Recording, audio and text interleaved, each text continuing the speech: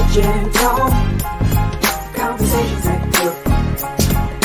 Kitchen talk, conversations that cook. What you want to talk about? Kitchen talk, conversations that cook. Kitchen talk, Lisa, Lowe, JT, and friends. Kitchen talk, conversations that cook. Kitchen talk, conversations that cook. What you want to talk about? Kitchen talk, conversations that cook. Kitchen talk, Lisa, Lowe, JT, and friends. Lisa, Lowe, JT, and friends. Y'all ready to cook up some conversation? Come on. Kitchen talk. Let's talk.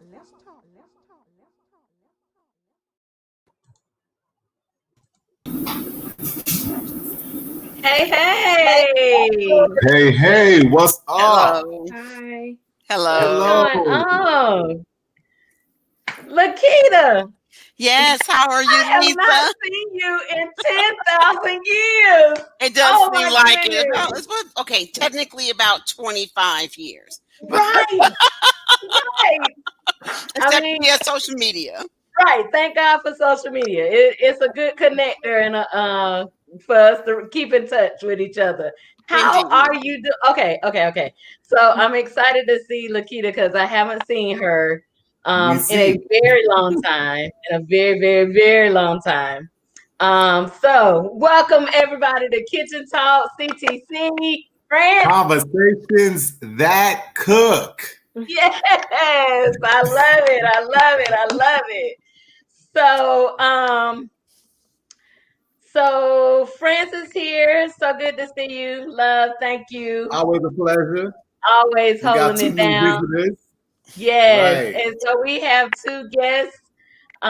Kenya Williams is a theater major at the Florida Agricultural and Mechanical University. Go Rattlers.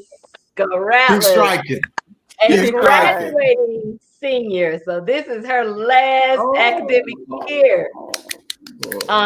Phenomenal woman, phenomenal young woman, hard worker, great scholar. I love her so much. Anything you ask her to do, if she is capable of doing it, she will do it. If she is not, she will find a way. So welcome, Tenacity. Thank you for joining us, Lisa. Thank you. And then we have Lakita Bloxton. Oh my God! So it's crazy when you have a talk show and you started looking for people to invite, and you just start thinking about all of these people, and I'm like, oh my God, Lakita, she can come and do this show for me. Now I'm not gonna get this right, so I'm gonna let you tell us what you're doing now. But Lakita I met her actually through church. Yes. Minty moons ago. Yes. So Yep. we were like in YWA together and all of this stuff. Yeah. Right. We were students at FAMU, but then we also were the same church. Right. When she was on the Hill. So we got all FAMU going on here right now tonight. Yes. HBCU love, HBCU strong.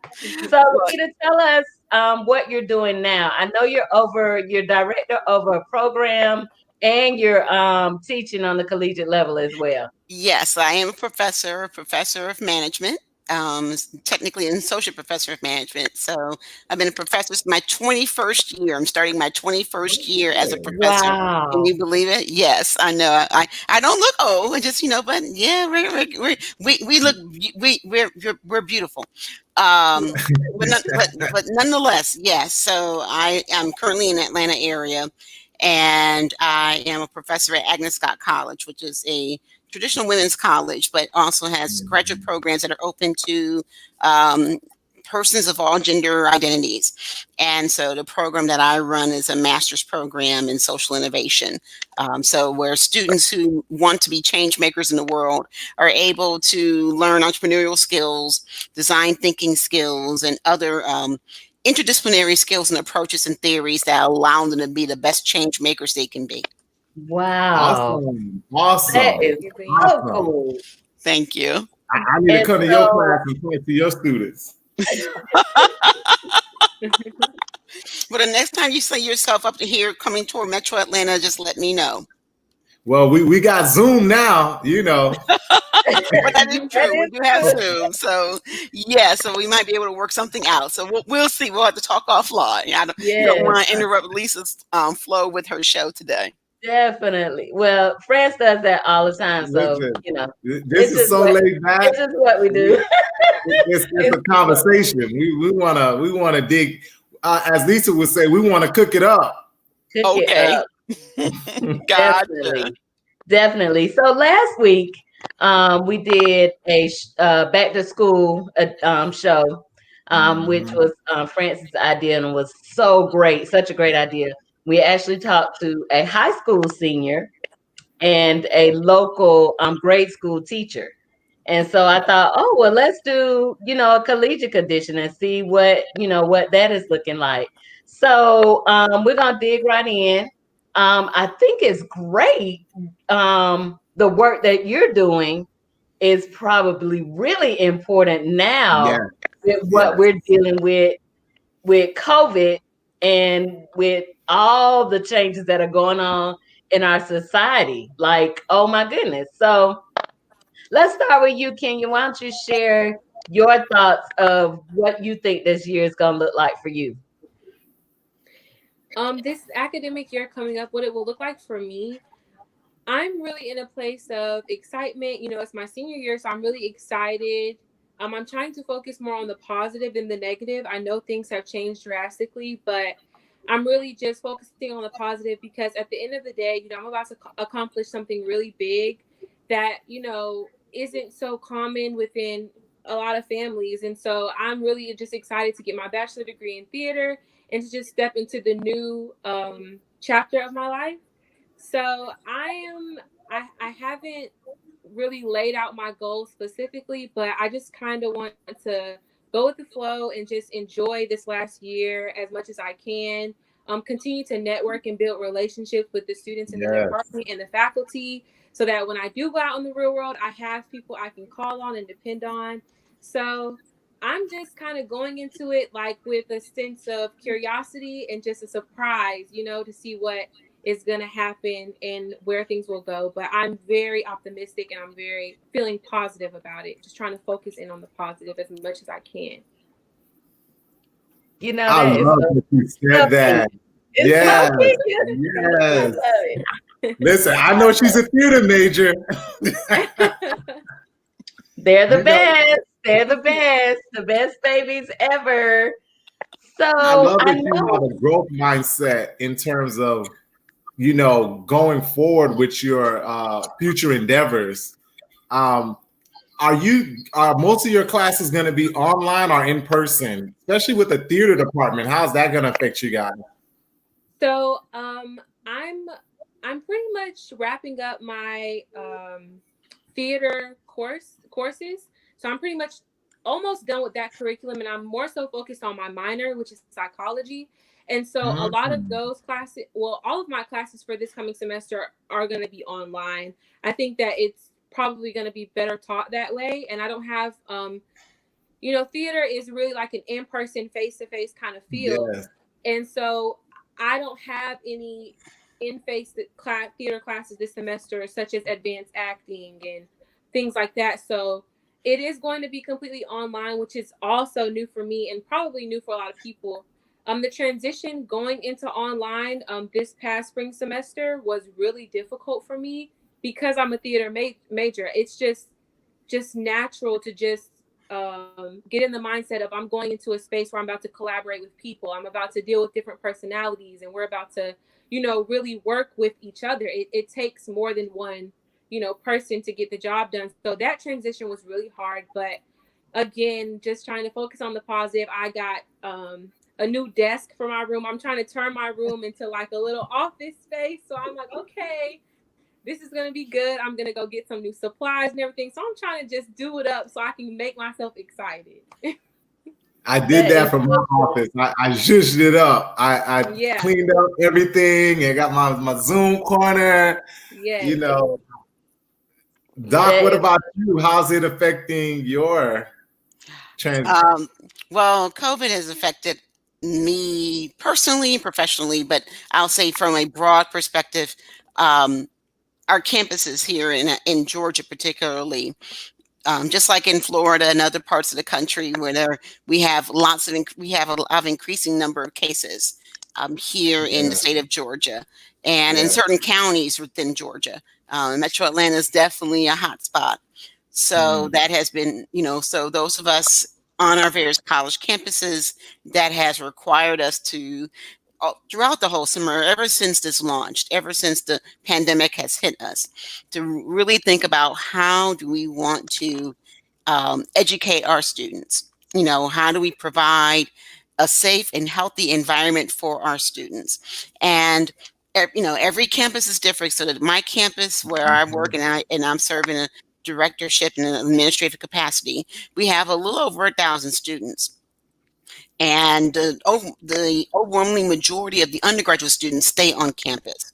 So to be able to have a lot of students on campus during this pandemic, given the fact that in our location, the cases are rising. So there are a lot of things that we can do to be able to bring them to campus and be safe in single rooms and those kinds of things. But because the cases are increasing, and even though we had everything in place to bring students back, we knew it was in at least Agnes Scott College's best interest and for our students' safety and health, as well as all of our campus community safety and health, that we decided to go completely 100% virtual for the fall semester. Wow. Yeah. So as you can imagine, students were not, some students were not, thrilled about not, particularly the seniors. The seniors were like, wait a minute, I really miss my friends. I really want to be able to start my senior year on campus. And even with some of our first year students, some of them was like, well, I really, they were seniors in high school. They missed out on prom. They missed out on, in some sense of a commencement ceremony that, they were, preparing for. And now they're being thrust into, this environment where it's not what their thoughts were going to be or their expectations were going to be. And so we have to manage those expectations as much as possible. And even with the parents of our students and parents of college students in general, so not even just students from my institution, parents of students from my institution, friends of mine who have children who are now going to college, whether it's, here in Georgia, Florida, wherever the case may be, our alma mater included. And it's like, we have to, we can wax nostalgia as, students we have had, those of us who have graduated from our respective institutions, we can wax nostalgia about how it was like for us. But we need to be able to be mindful of our children, our students, and all, and say they have to have their own experience. And if we sell them on an experience that is a lot like ours, then they won't be able to really make the most of the experience that they have. So, so like, for instance, we love coming to homecoming. Yes. And seeing the 100 play and watching, the football team play and doing a lot of things that we on our camp, when we were a FAMU, and even, you, Kenya, earlier in, as an undergraduate, the things you experience like Set Friday and those in Be Out Day. Those social events that go beyond the classroom, that does provide an enriching college experience. But I have to, of course, keep reminding my friends who have now new college age children that, the way we tell our stories, and we sold them on this college experience, but now we might have done them a little bit of a disservice.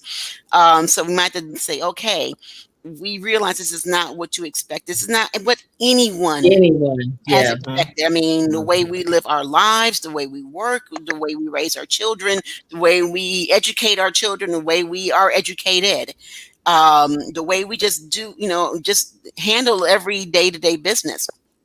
has changed dramatically.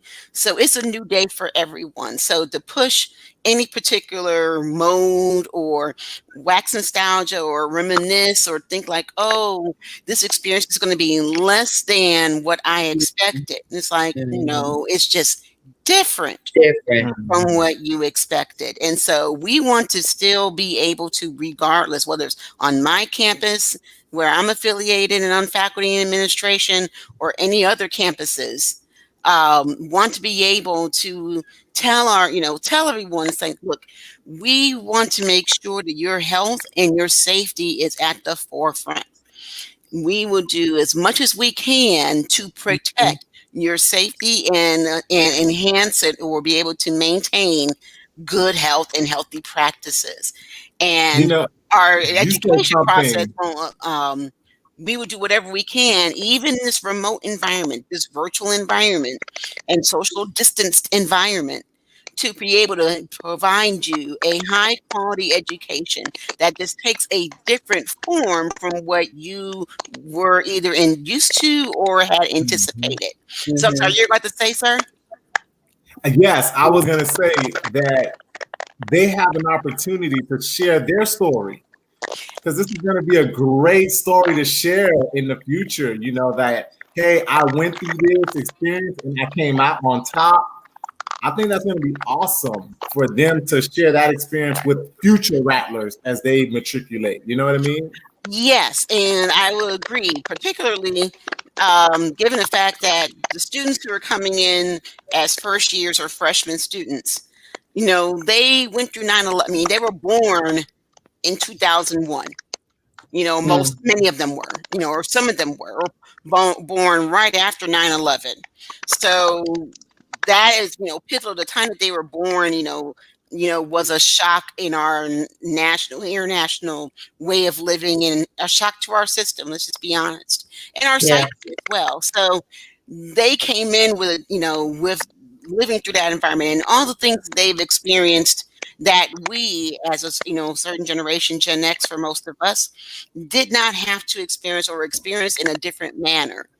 We have to give them the space and the place to be able to create their own experience, even in light of the fact that things have not always been easy for them, and there are certain challenges they face, just like there were certain challenges we faced during the 80s as Right. teenagers. So it just varies. But I encourage my students to say, yes, we're not physically together like we would like to be.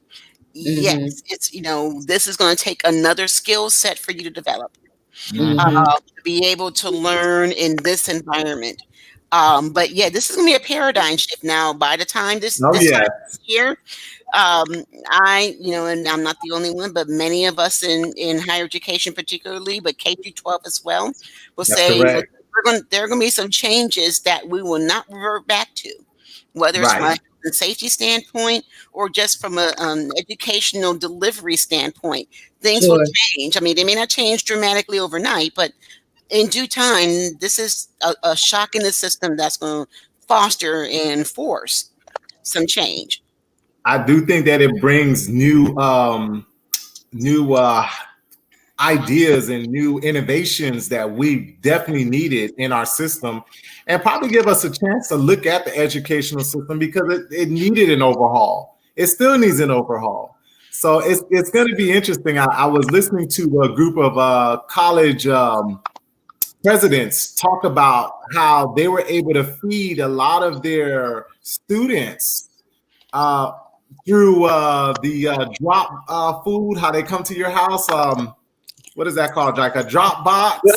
Grubhub Yes, or Yeah, like Scrub Hub. But it's like everything that they probably would not have gotten if we were in the same situation.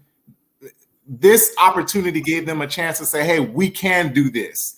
We can provide laptops to all of our students. And that's not even just the collegiate level, that's even K through 12. well, yes, I agree with that. I mean, here in Georgia, there are some school districts in Georgia that, during the spring when schools had to rapidly transition to remote learning and remote education, that in order to make sure that under-resourced districts and under-resourced neighborhoods were able to get access to breakfast and lunch that the bus drivers were employed, the school bus drivers were now deputized to work with the cafeteria staff to be able to say, okay, we're going to box these lunches, we're going to box these bags, and we're going to go and set, the same bus stops that we go to pick up and drop off the children. We're going to have them meet us there at certain times of the day and deliver your food. So like every day they made the rounds, usually like around lunchtime between like 11 and 2. And they would, and again, I think this Gwinnett County here in Georgia did this. And I think some other counties did something in other Leon districts. County Did something similar. Leon County did the same thing. And my understanding from what I've read, they were very successful. And that people, that children and families that really needed access to the food and those meals that they otherwise would not be able to get access to, were able to at least get, those meals during the week when they otherwise would have received them at school itself. Yeah, I don't know whether Francis, I'm not sure if we actually did the bus driver thing. I know that a lot of the schools, they had hours set up where you could come and get it.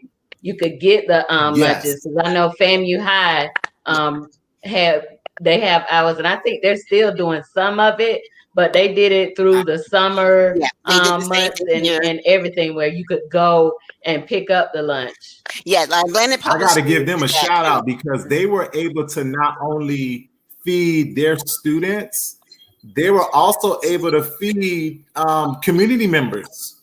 Right. So it just goes to show that we can do more than what we thought we can in terms of bridging that gap when it comes to the hunger line, to technology, to just access. We can do a lot more once we are faced with that challenge. And I think COVID brought that challenge out. We have a challenge. We have this situation. What can we do with it? Well, I have a question for you, Lisa, because with the theater, and Miss Williams kind of said it the same, being a theater major, you want to touch, you want to be in, the audience, you want to feel that. You're not going to have that, this semester, being able to do a show, as the FAMU Theater is known for doing amazing shows. How is that going to feel? So definitely the feeling of it is absolutely different. But you do find new ways to be creative. So we will still have a season. We will have to stream it. So no audience, but you still will have maybe an actor on stage. Still, giving you themselves through a piece. So we're still having a season. We just won't have that audience, member in sitting in the seats watching.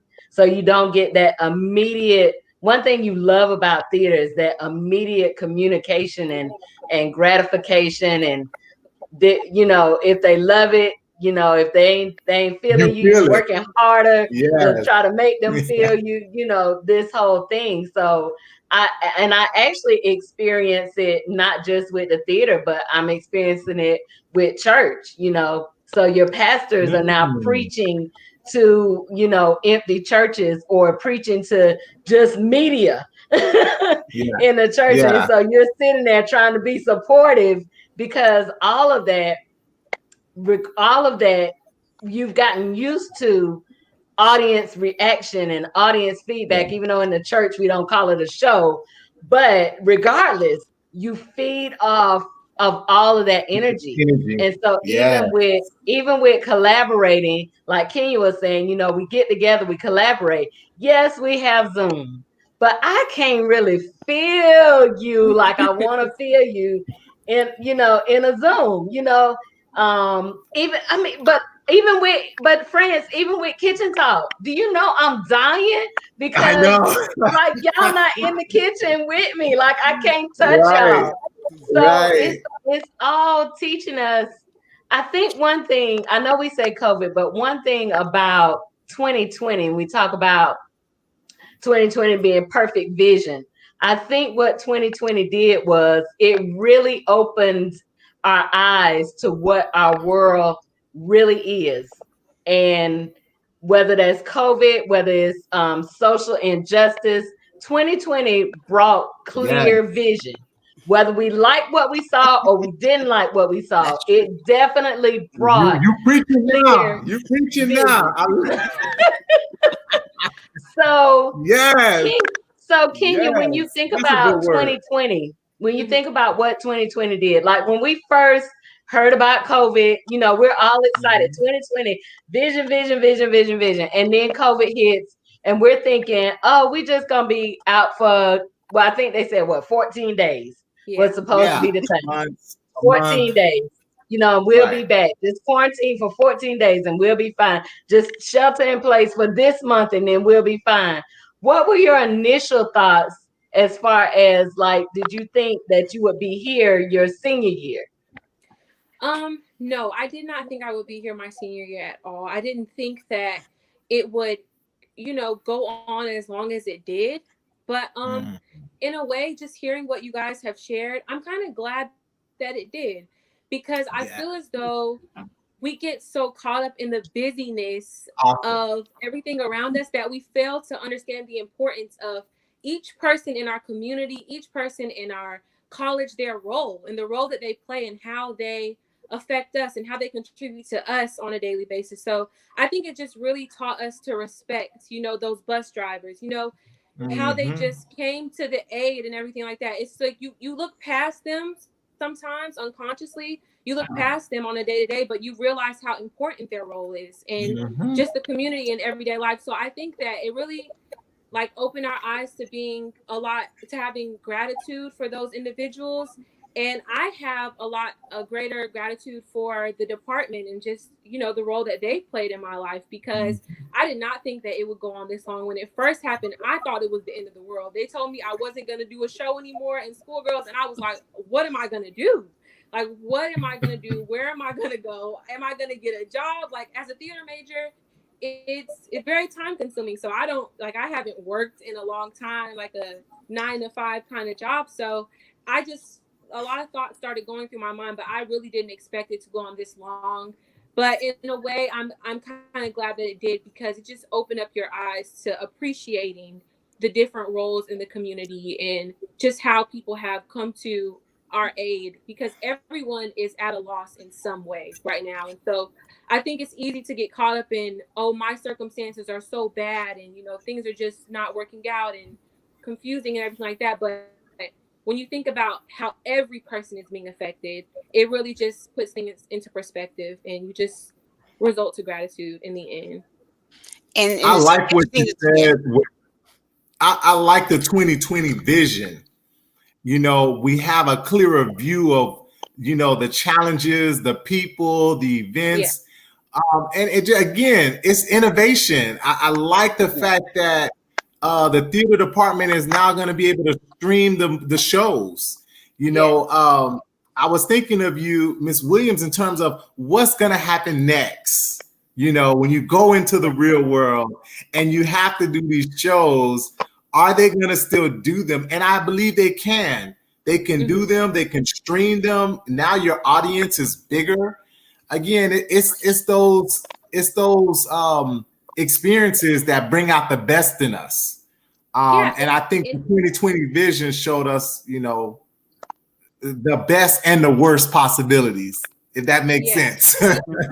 Yeah, it definitely has. And I think it's really challenged us to push ourselves and say, okay, well, I'm used to doing, stage work and just being in the theater, but I'm going to, go into film and I'm going to go into virtual things. And it kind of Yeah. opens up your mind to what else you can do. Sometimes we get so caught up in like I said, the scheduling of things that we put ourselves in a box. And so I've been able to, just knowing that everything's virtual, I've been like, okay, I want to do film. I want to dip and dab in just different aspects where I can still be creative and still contribute my art in a positive way. So it definitely has challenged me and my friends. We talk about scripts all the time.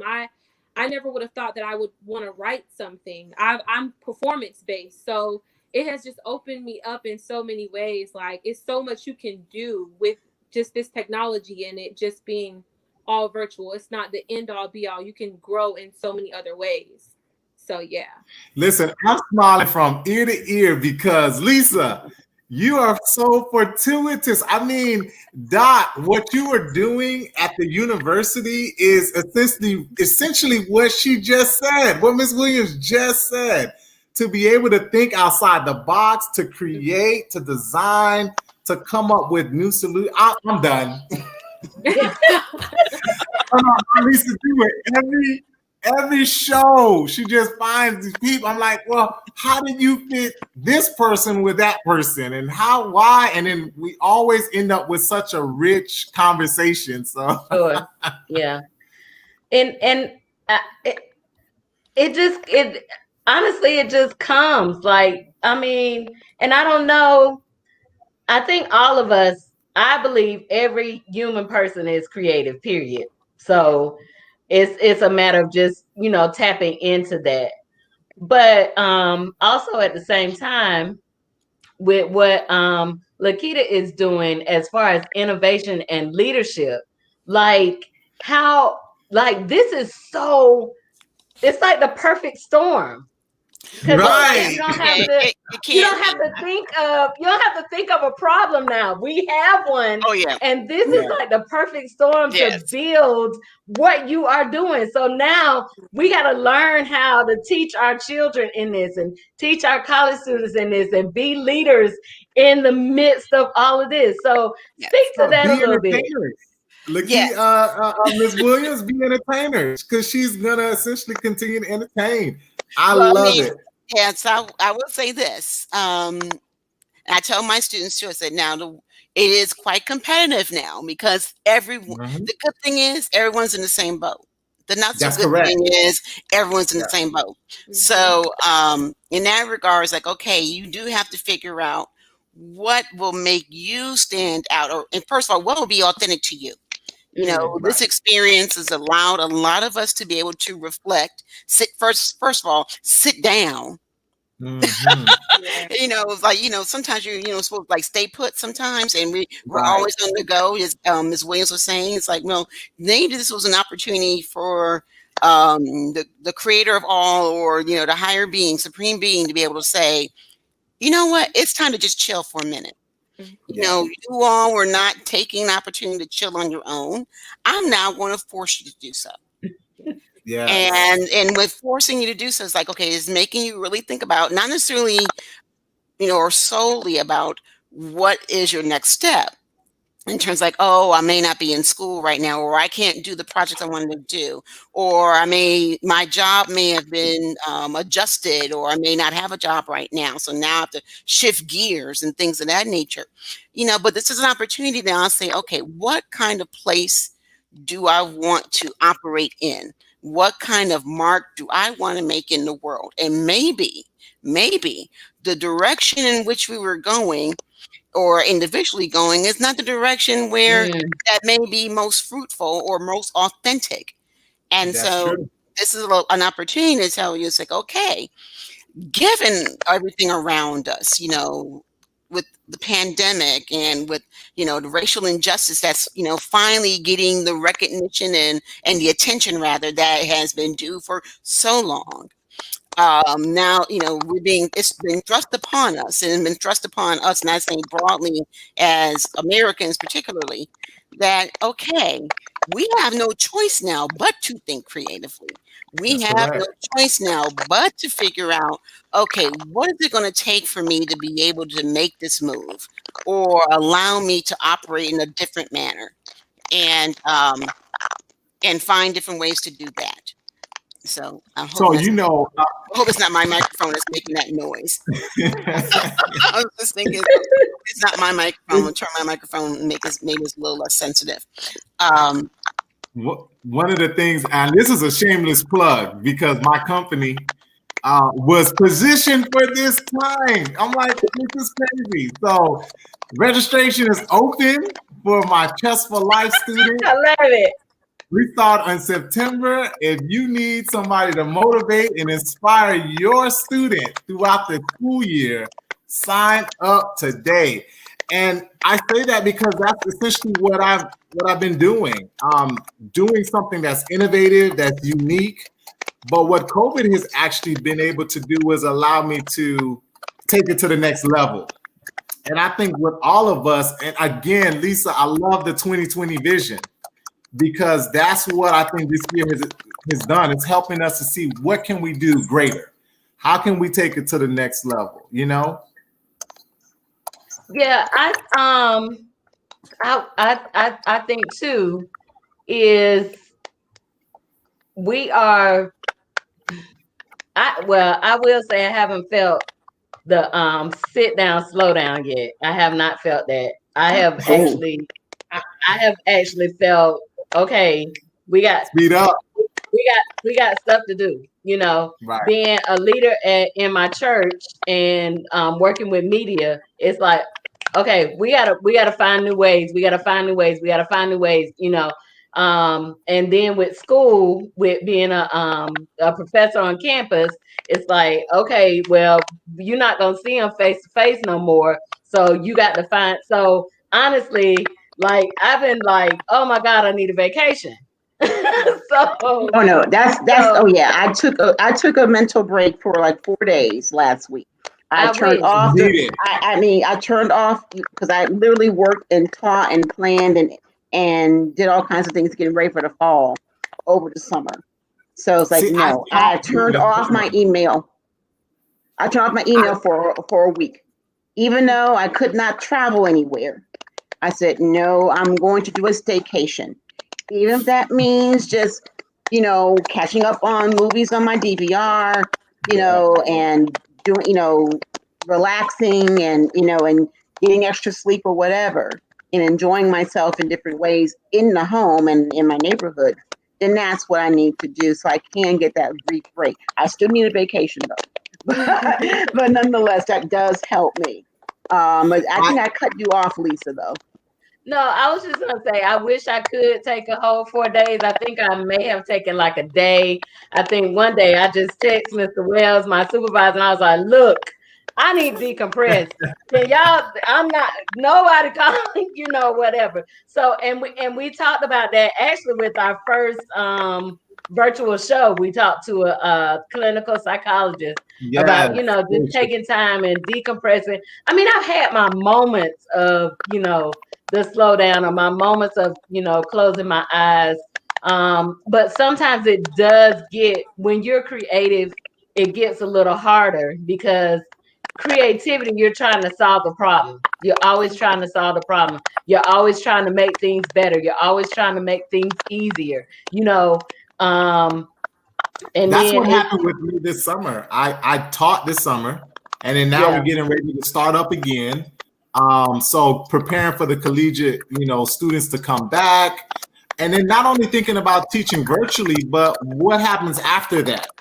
So we're talking about the present, but we also need to be thinking about the future. Do we have classrooms that are mixed? So even as I'm sitting through my workshops and trainings, and we're preparing, I'm also thinking about, how would I continue to add value moving forward? Yeah. I think it's so great that we can still have these conversations and figure those things out, still be able to talk with one another. I think that's the biggest thing, is that we still be able to communicate with one another.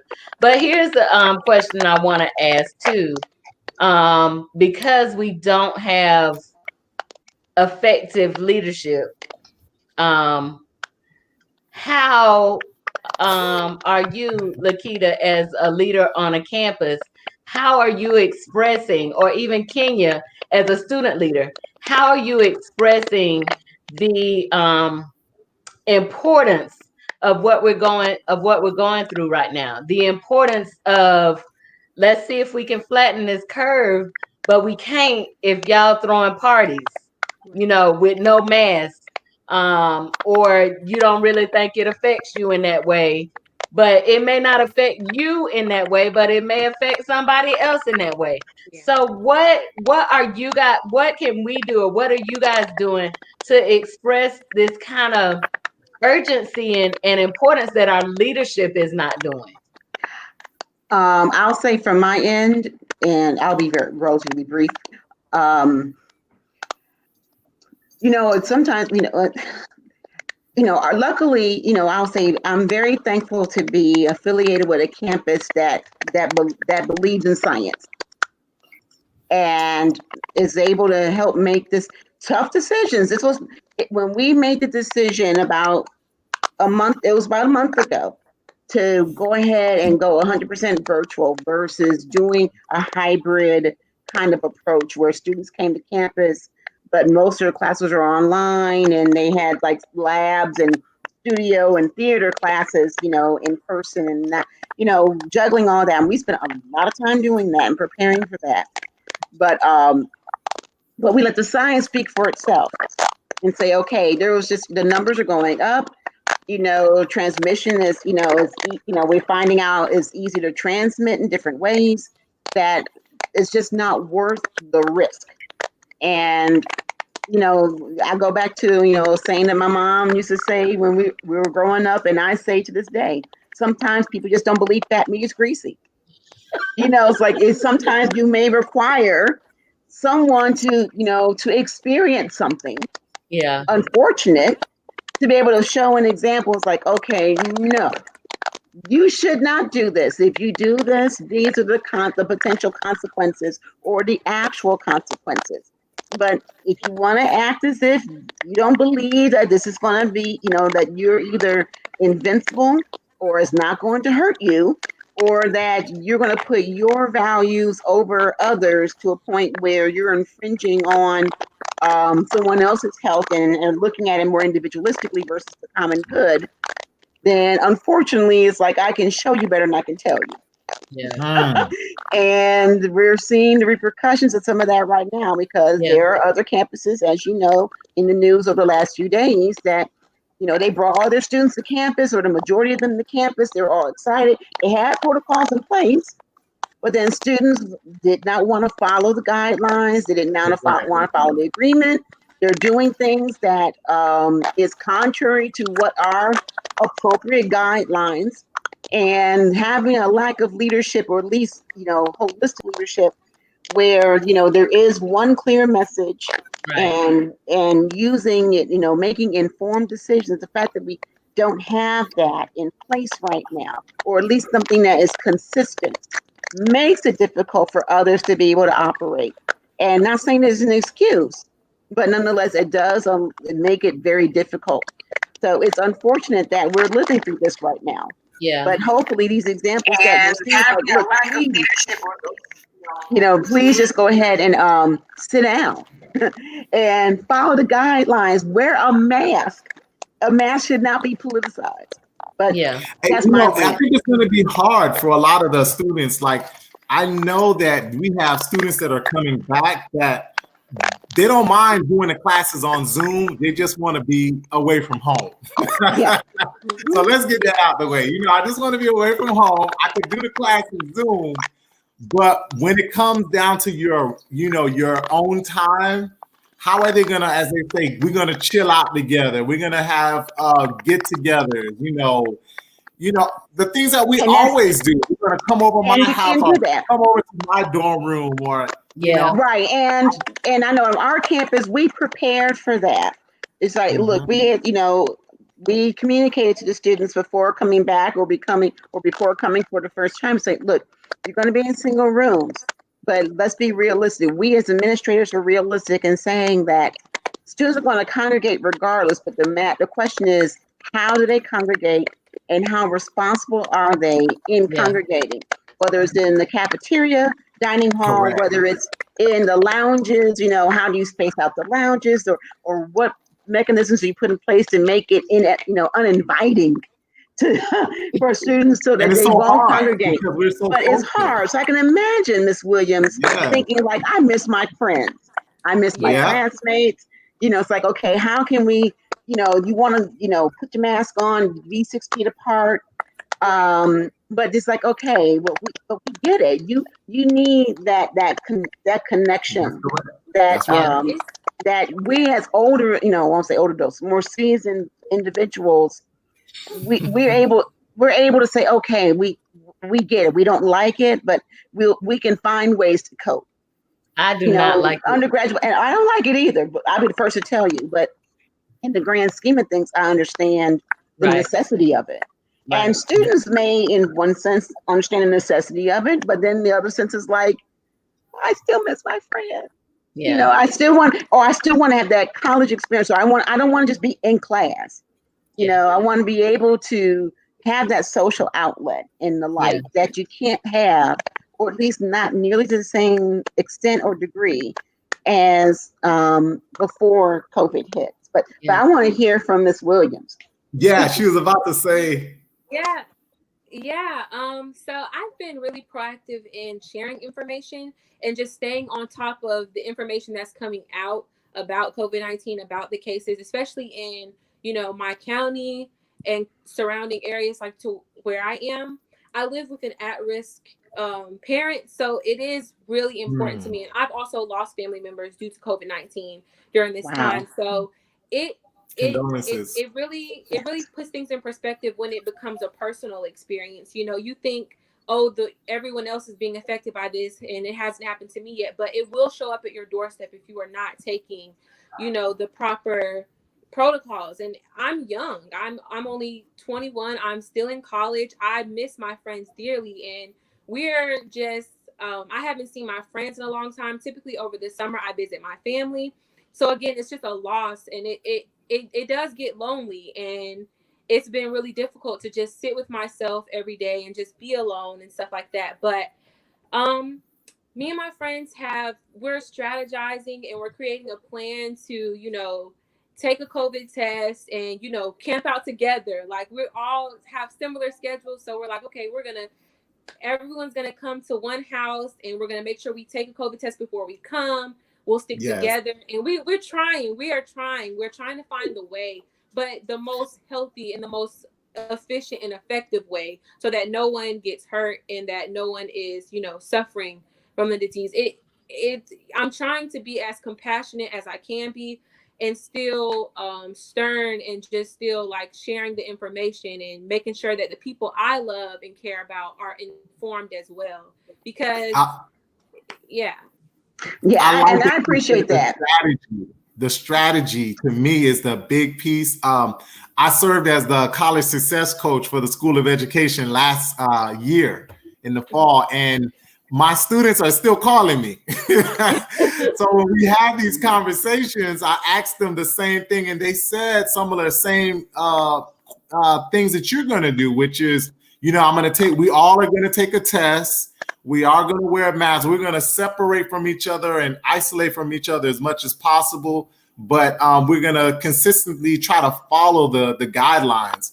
The hard thing is that we know, because it's happening outside of the colleges, that there are going to be people that just don't want to do right. You know what I mean? So it's unfortunate, but we got to. There's peer pressure. I mean, there's some, no doubt we're experiencing.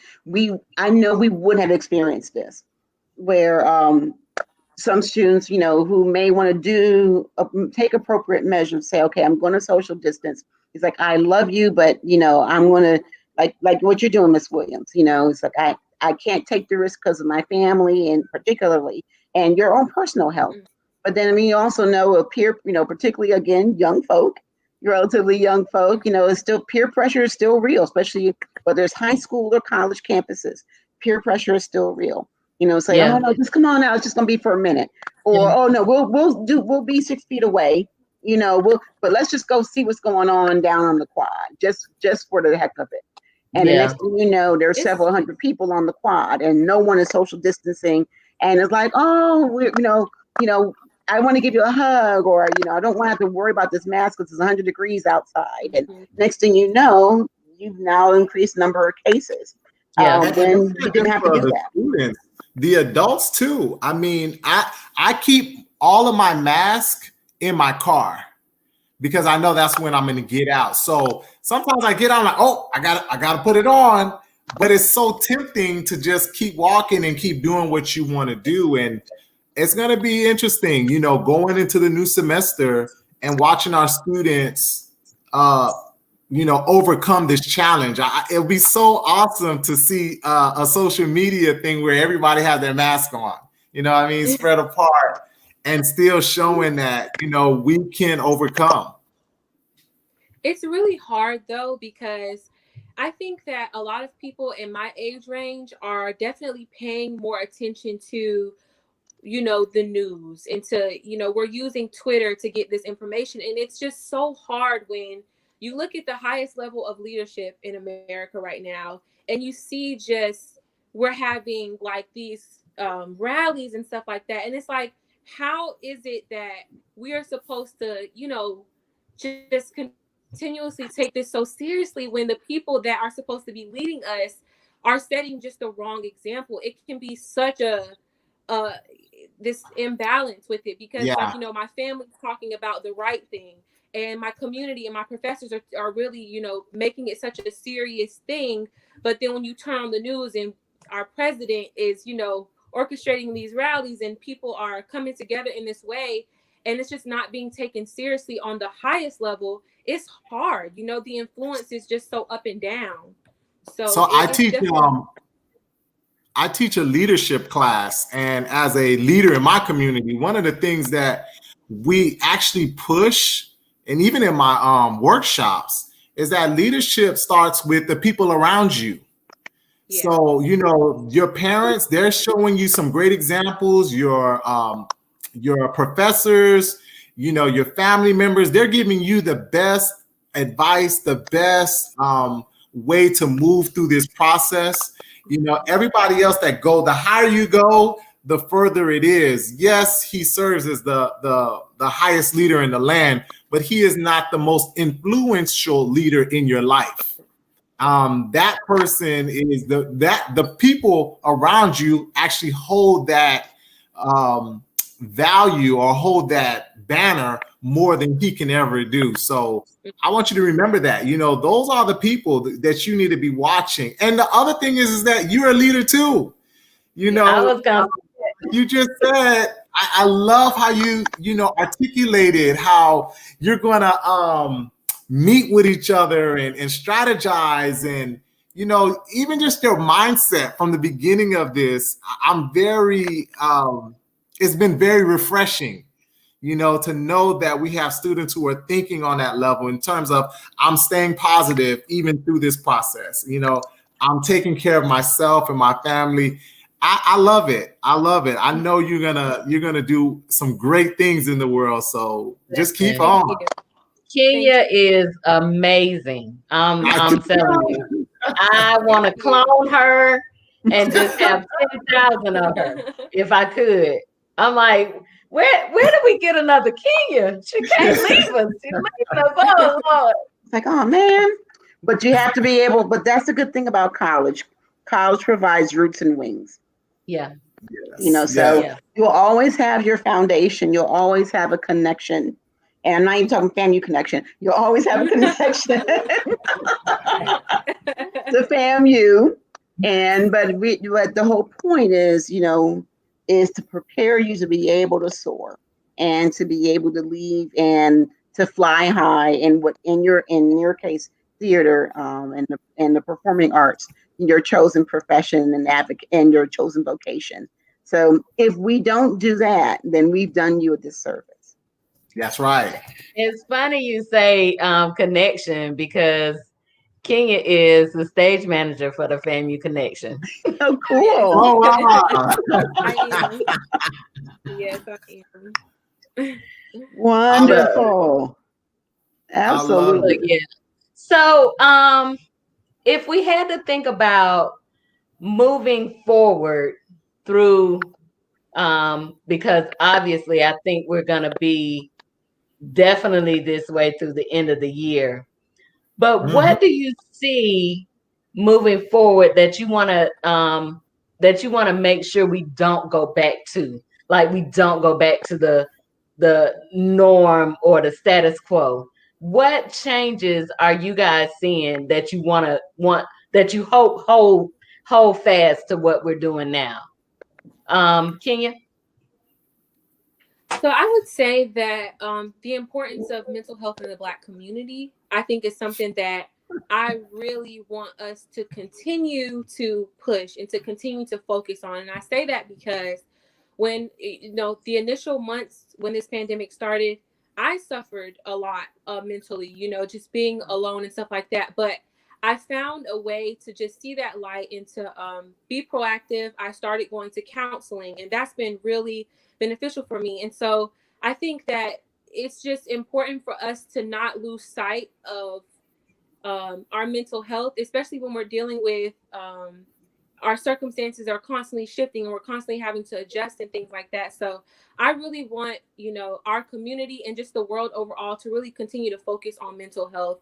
It has definitely skyrocketed because of this pandemic and because of, just the circumstances. We're not able to get lost in the busyness of our days and stuff like that. So it's been something that I've discussed with my friends and my family. We've all had just this up and down roller coaster with the mental health aspect of it. And I just hope that we don't go back to ignoring it. And I hope that we don't go back to being passive about it. I hope that we all continue to be proactive and continue to just have an open and honest, transparent space for it. So that's just the main thing that I really feel like is so important for us to not go back to. That's nice, Kenya. Great answer. Great answer. Yeah, I would say that first of all, I agree with Ms. Williams' comment. In terms of our mental health and our physical health is very important. If we don't recognize that, if nothing else, we need to recognize the value of that. But I also will say that hopefully this experience has now taught people and to appreciate the resources that we have, or the resources we have access to, and particularly those who don't have those same resources.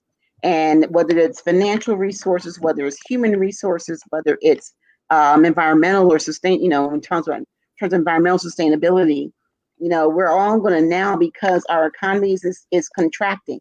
It's, we're going through a recession, and now the periods are now to the point where we'll be in a depression. Hopefully it won't be a long one, but nonetheless, we're going to now need to contract. How do we manage that contraction? How do we use the resources we have at our disposal, or how do we get access to new sets of resources that we didn't have otherwise access to? And so the pandemic and the racial unrest that, has brought a lot of that to light, saying, okay, there are, haves and have-nots that we have not thought about before. So how do we make sense of all of that? How do we, given that our, numbers of businesses are closing and we are now going to have fewer resources to get, access to, how do we be great stewards of the resources that we have at our disposal? And how do we work with others in a very proactive manner to get access to those resources in another way? Pardon me. There we go. So, my answer, if was that a love hug, Doc? Oh, I'm sorry. My TV turned on after an hour worth of pausing, so I had to mute it. I apologize. No, you're fine. You're fine. Again, like we said, it's laid back over here. My answer is innovate. It literally connects with what everybody has just said. We need to continue to innovate. We have resources. We have tools. Let's innovate. Let's use them. Let's solve some of these problems that we've already had before COVID. Right. We had these problems, but now we have an opportunity to solve not only our present, our past, our present, and hopefully our future problems. So let's continue to innovate. I hope we don't go back to what we used to do. We have an opportunity to make our schools better, to make our communities better. Let's innovate and let's keep on that track. Let's stay ahead of the curve, especially since a lot of the other countries are doing it, and we have just stayed behind. So here's an opportunity for us to surpass the rest of the world and become again a leader in so many industries and so many social injustices, social issues. We have an opportunity now to show our true strength and our true valor. So that I don't want us to go back. Yeah, I agree. I don't want us to go back. So listen, like the hour is gone. I just saw 10 o'clock. The hour is gone. Like, oh my goodness. So I know tonight we're definitely competing with the Democratic convention that's going on, National Democratic Convention that's going on. I think the Joe Biden speech was supposed to be tonight. It'll be later tonight. It'll probably be like around the 10:30 mark. Yeah. So, but thank you guys. Thank you, Kenya, so much for hanging out in the kitchen with us. Oh my God, I love her so much. I wish you nothing but all the best and success in your senior year. Thank you so much. I have enjoyed hearing everyone's insight, and it's just been an honor to be a part of this conversation. Miss Lisa, I love you too so much, and thank you. And Dr. Lakita Blockson. Oh my God, girl. I can't believe we need to have homecoming just so you could come and we can see you. I went to homecoming 2 years ago, and I went to the Southern FAMU game last year. Oh and I was really looking forward to going to homecoming this year because it's been but it's okay. It's all right. We're gonna be okay. We will see each other again. Exactly. We just want to make sure we all stay healthy and safe, and we can do that. That's the key. Yeah.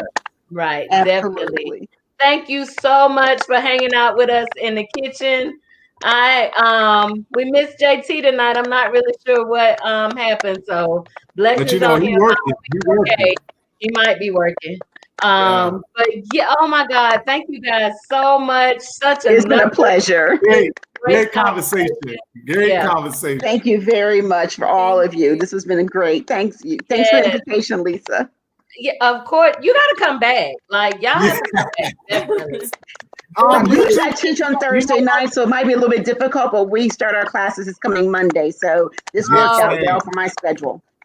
Well, I'm glad I did it right then. Yeah. Exactly. So no, this worked out beautifully. Wonderful. I want Kenya to come back too after she graduates. One, to celebrate your graduation, but two, to see, what do you do after the after show? Now that you are this side of the field. I would love. I love it. I love it. Yes, please do. That would be great. I'd love to hear your success. Definitely. And again, best of, wishing you all the best in your senior year. I know it's not going to be easy, but luckily your professors know that as well. So we're all in this together.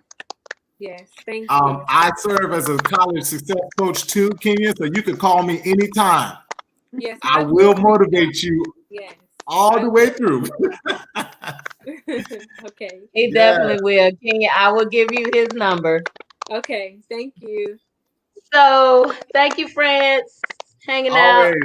I love you. Thank you. So we're gonna be right back here next Thursday with another great conversation, and we'll have to see what that is.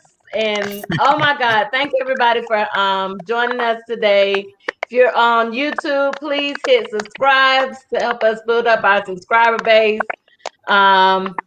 Like us on Facebook, Kitchen Talk CTC, on all social media platforms. Thank you. Shout out to Jamal Coleman, our engineer. Woo! You the man. Yes, you the man. Oh my goodness.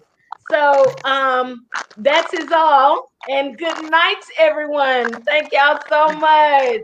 Thank you. Good night.